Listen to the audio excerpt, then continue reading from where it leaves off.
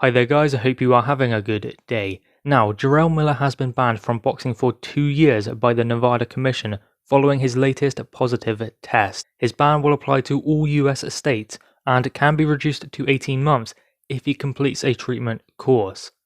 So there we go, Jarrel Miller has finally seen the ramification of his actions because he hasn't just failed a test this time around, but he has failed other tests previously for the Anthony Joshua fight, and there has been a past also.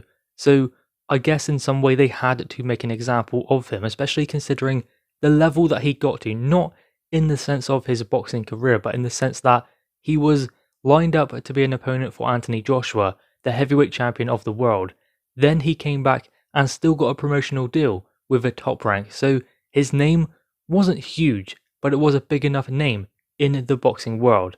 So I guess that they had to make an example of him to discourage others from taking that chance of cheating, because that is not right in the boxing ring. It's not right in any sport, but in combat sports it's so much more dangerous, so that just cannot happen. It cannot be allowed to happen. So if they make an example of someone like Jarrel Miller, then obviously it will discourage others from doing that, thinking that there could be a 2-year ban out there for me if I do it. Now, 2 years isn't all that much time, to be honest, considering how many tests he's actually failed. But at least it's better than nothing, I guess, because it could have been 6 months like it was last time. He was banned 6 months when he failed against Anthony Joshua by the WBA, so he could still have fought in that time if he wanted to, going to a different state and not fighting under the WBA and that governing body. So effectively Jarrel Miller wasn't really banned last time anyway, so this time around something needed to happen.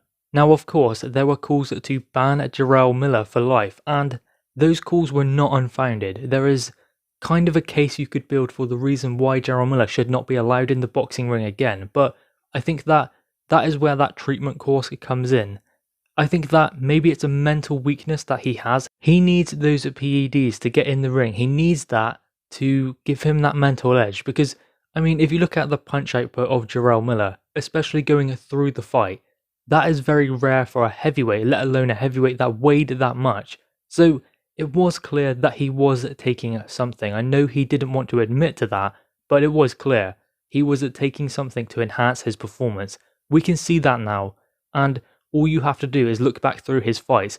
The punch output from round 1 to 12 is incredible for a heavyweight, but a heavyweight of that weight is just almost unbelievable. We know the reasons for that now. And there is no place for cheating in sports, and definitely not in the sport of boxing or combat sports as a whole. Cheating is unacceptable because you're causing harm to another human being when you are hyped up on all of this stuff being put into your system. So clearly he did take something. Whether he wants to admit it himself or not is another thing entirely. But clearly there was something he was taking that he should not have done. I mean, it was that GW1516, or known as Endurable, and other things such as human growth hormone, things like that that he had taken, which he should not be taking for the sport of boxing.